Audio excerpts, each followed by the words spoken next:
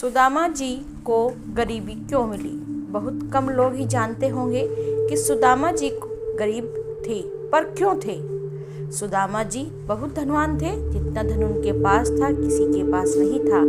लेकिन अगर वो भौतिक दृष्टि से देखा जाए तो सुदामा जी बहुत निर्धन थे।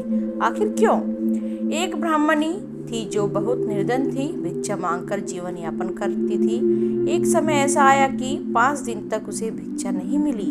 वह प्रतिदिन पानी पीकर भगवान का नाम लेकर सो जाती थी। 6वें दिन उसे भिक्षा में 2 मुट्ठी चना मिला। कुटिया में पहुँचते पहुँचते रात हो गई। ब्राह्मणी ने सोचा, अब ये चने रात में नहीं खाऊंगी, प्रातःकाल वासुदेव जी को भोग लगाकर तभी खाऊंगी। यह सोचकर ब्राह्मणी ने चनों को कपड़ों में बांधकर रख दिया और वासुदेव जी का नाम जपते जपते सो गई।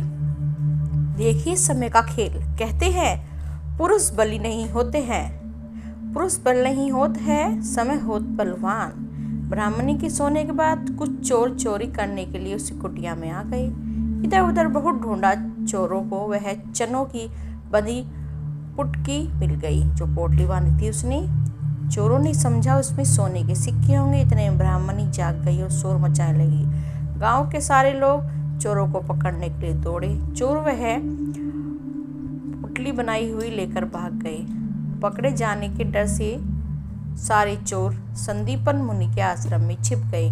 संदीपन मुनि का आश्रम गांव के निकट था, जहां भगवान श्री कृष्ण और सुदामा जी शिक्षा ग्रहण किया करते थे और कर रहे थे। गुरु माता जी को लगा कि कोई आश्रम के अंदर आया है। गुरु माता जी ने देखने के लिए आगे बढ़ी तो चोर समझ गए कोई आ रहा है। चोर डरकर आश्रम से भागे। भागते समय चोरों से वह पोटली वहीं छूट गई। सारे चोर भाग गए। इस भूख से व्याकुल ब्राह्मणी ने जब जाना कि उसके चने की पुटकी चोर उठाकर ले गए तो ब्राह्मणी ने श्राप दे दिया कि मुझ दीनहीन ऐसा है कि जो भी चने खाएगा वह दरिद्र हो जाएगा।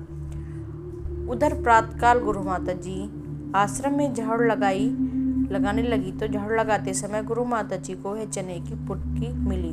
गुरु माता जी ने पुटकी खोलकर देखी तो उसमें चने थे। सुदामा जी और कृष्ण भगवान जी जंगल से लकड़ी लाने जा रहे थे रोज की तरह। गुरु माता जी ने वह चने पुटकी सुदामा जी को दे दी और कहा, बेटा जब वन में भूख लगे तो दोनों यह चने खा लेना। सुदामा जी जन्मजात ब्रह्म ज्ञानी थे। ज्यों ही चने की पुटकी को सुदामा जी ने हाथ में लिया त्यों ही से सारा रहस्य मालूम हो गया।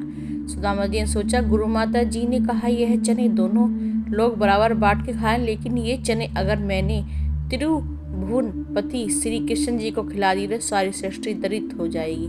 नहीं नहीं, ऐसा नहीं करूँगा। मेरे जीवित रहते प्रभु जी दरिद्र हो जाए ऐसा मैं कदापि नहीं होने दूंगा। ये चने मैं स्वयं खा जाऊंगा, लेकिन कृष्ण जी को नहीं खाने दूंगा। और सुदामा जी ने सारे चने खुद खा लिए। दरिद्रता का श्राप सुदामा जी ने स्वयं ले लिया चने खाकर, लेकिन अपने मित्र श्री कृष्ण जी को एक भी दाना चने का नहीं दिया। ऐसे ही होते हैं सच्चे मित्र।